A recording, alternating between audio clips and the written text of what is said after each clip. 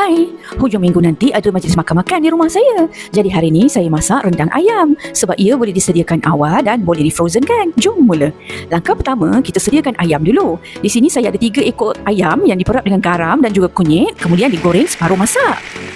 Keluarkan ayam yang telah siap digoreng dan kemudian kita ketepikan. Seterusnya, kita sediakan bahan kisar pula. Di sini kita ada 3 genggam cili kering yang telah direbus, 1 labu bawang putih, 6 biji bawang besar, 1 ikat serai anggaran 10 batang. Kemudian kita ambil lengkuas. Lengkuas kita perlukan dalam anggaran 1 inci dan akhir sekali kita perlukan kunyit. Kunyit ini sebesar jari kelingking anggaran 2 inci.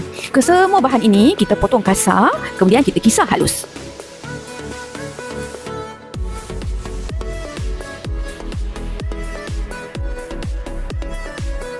Untuk bahan kisar serai, kita hanya ambil bahagian bawah sahaja. Yang tu kita potong kasar, kita akan masuk dalam tempat untuk nak kisarkan. Kemudian yang bahagian tengah sikit tu, yang tu kita akan ketukkan, kita akan masukkan dalam kuah rendang nanti. Sekarang kita masukkan semua bahan ni dalam blender. Kita tambah air sikit, kemudian kita kisar sehingga halus. Sekarang kita boleh mula masak rendang. Tuangkan bahan kisaran ke dalam kuali yang mengandungi minyak bekas gorengan ayam tadi tu. Okey, sekarang kita tumiskan ke semua bahan ini sehingga pecah minyak. Dan juga kita masukkan serai yang diketuk tadi.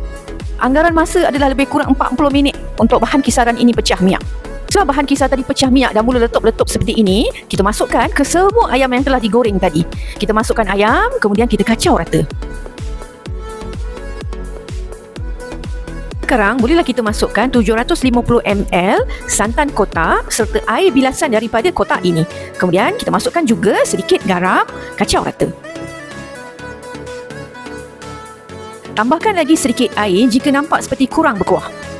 Teruskan mengacau rendang ini. Untuk masak rendang memang kita perlukan kesabaran dan kita kena sentiasa mengacau rendang ini sebab kita tak nak dia melekat di bahagian bawah. Sekarang kita boleh masukkan gula melaka. Yang saya masukkan ni jenis yang kecil-kecil macam ni. Saya masukkan 3 ketul semua. Sambung mengacau lagi. Sekarang kita masukkan air asam jawa. Yang ni saya bancurkan 1 sudu asam jawa dengan sedikit air. Kemudian masukkan 200 gram kerisik. Kerisik ni saya guna kerisik yang dibeli dari pasar saja. Saya tak buat sendiri. Sambung kacau lagi sehingga gula merah, kerisik semua ni dia mesra dengan rendang ni. Sambung masak rendang ini sehingga kuah menjadi pekat dan kering seperti apa yang kita prefer.